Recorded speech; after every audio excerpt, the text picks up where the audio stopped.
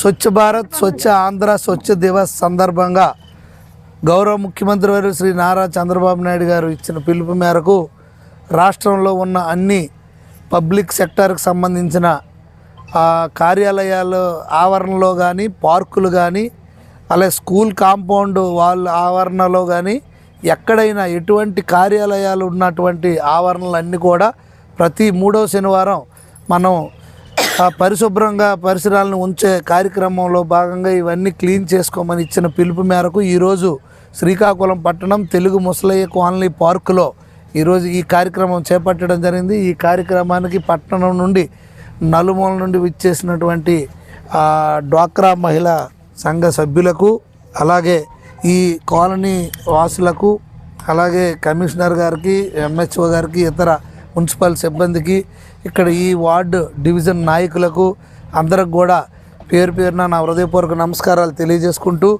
గత 5 ఇయర్స్గా ఆ వైసీపీ ప్రభుత్వంలో ఎక్కడ ఎటువంటి పార్కుల్లో అభివృద్ధి కానీ, డెవలప్మెంట్ కానీ, కనీసం మెయింటెనెన్స్ కూడా చేసిన పరిస్థితి లేదు. ఎవరైతే ఇక్కడ పార్కులో మాలీలు ఉంటే వాళ్ళను కూడా తీసేసి వాళ్ళకి జీతాలు ఇవ్వని పరిస్థితుల్లో వాళ్ళు కూడా మానేయడం జరిగింది.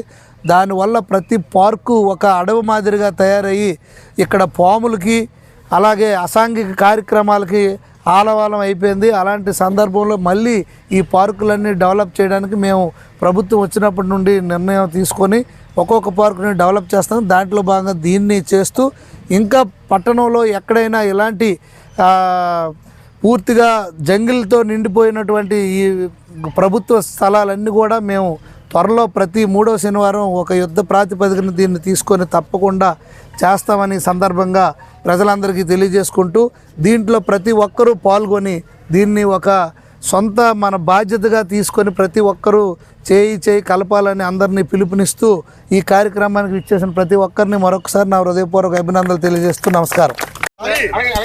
గట్ల మీద నిలబడి పైకి బాగా